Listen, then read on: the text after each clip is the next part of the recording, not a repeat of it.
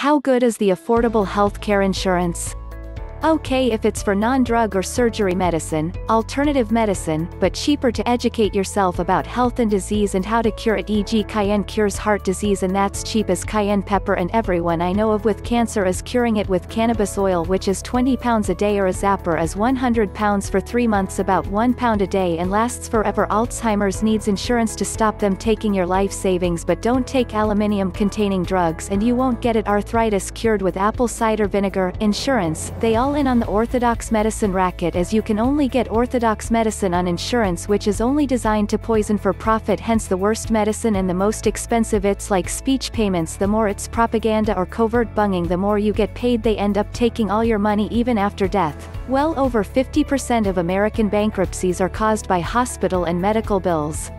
Yes, the hospital will take your home away from you if necessary to get their money, and even if you die, you still need to pay, and they will take everything from your spouse and children. I had numerous patients whose spouse underwent major medical treatment for cancer, and many experimental treatments, like bone marrow transplants, that were not covered by their insurance. Regular treatment or experimental, these patients racked up huge medical bills, beyond what their insurance would cover, and once their nest egg and life savings was gone, the bills kept piling up. Eventually the patient could not take the torture anymore and died. But when the patient died, the hospital and medical bills remained. You would think that if you die, that you would get a refund, or at least a pardon from the remainder of the bill, but this is not how the medical system works. I had many patients, who not only lost their husband, but also ended up having the house taken away from them by the bill collectors and courts from their unpaid medical bills. Since the name of the medical game was money, a means had to be devised to provide the patient with money that could only be used to pay for approved medical treatment. Enter the insurance company concept. Today employees have, as an important part of their remuneration for their work, a health insurance policy. This health insurance policy does not pay for all health-related needs, it only pays for those health-related services that are approved. These, of course, are the synthetic drug therapies that are known to work poorly, if at all. In order to secure effective medical treatment from the alternative sector of the economy, the patient must pay for it himself. Insurance companies specifically exclude virtually all alternative treatment. One wonders why so many continue to pay for an insurance program that cannot, even in principle, be of any real benefit to them. I always told my patients to please go to an oncologist. I knew a great number of them. And I would ask them to ask a couple of basic questions. Can you give me studies that show that what therapy you're recommending will improve my quality of life? They can't do it. Will you show me studies that if I take this, chemotherapy, radiation, whatever they're offering, can you show me a study that I will live longer than if I do nothing? There aren't any. They can't provide it. If they can't provide documentation that your quality of life is going to get better or that you're going to live longer than doing nothing, why are you going to stay? Many of the cancer patients I saw were bankrupt. Their insurance would pay 80%, and they go, I'm covered, not realizing that the first chemotherapy treatment was going to be $30,000. And their 20% added up pretty quick, because there were 10 more chemotherapy on the horizon. An insurance company wouldn't cover his patients. Isn't it interesting? If you have coronary bypass surgery, it will be completely covered. $50,000, $60,000, not including your flowers, without a question. But if you want to have chelation therapy that over 1 million Americans have had successfully, that will reverse the actual cause of your disease, clear your arteries and help prevent stroke so that you're actually well, and it's non-toxic, and the whole treatment will run about $4,000. They don't want to cover that. Now, why don't they? Because, wouldn't it save them money?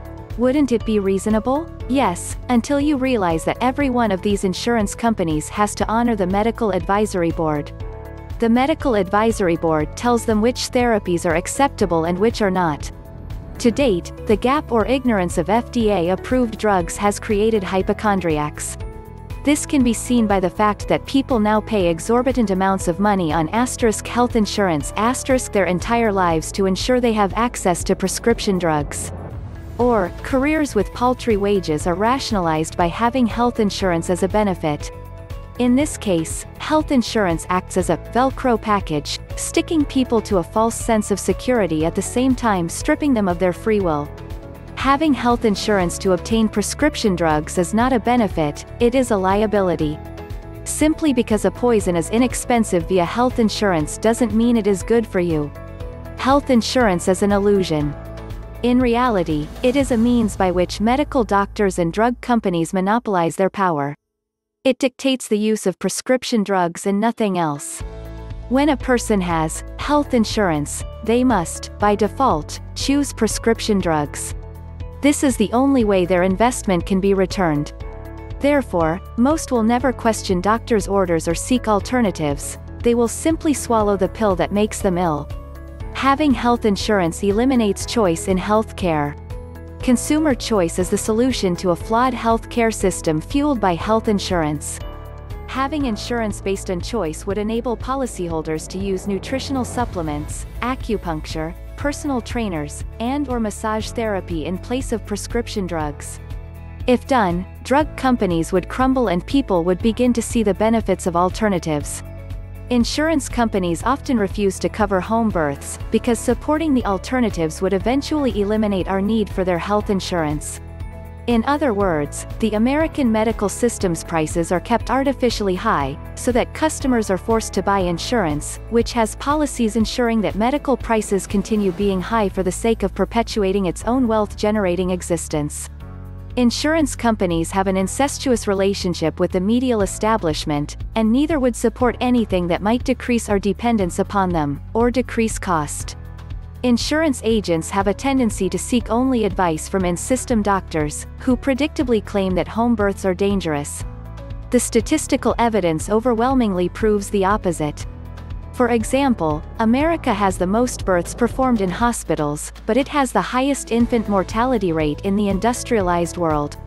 Statistics prove that the more medical care a child receives, the more likely he is to die. Better learn the real cause of disease and how to cure it at home. For peanuts like cayenne cures heart disease and herbal naturopathy cancer. See Schultz on Whale. What affordable healthcare insurance? Do you know something we all DNA know about? The only thing close is a low fixed-cost monthly medical membership called Direct Primary Care. Comprehensive primary care. Not major medical. No surgeries. No hospitalizations. No copays. No deductibles. Available in many states and top 50 cities. ACA insurance is great in general as it covers all 10 of the essential health benefits. The biggest challenges people find in general are narrow networks, preferred doctor or hospital in the network, and affordability if you do not qualify for a subsidy. ACA insurance leaves much to be desired, or so I'm told. I am on Medicare and private insurance now, so I don't have any first-hand knowledge.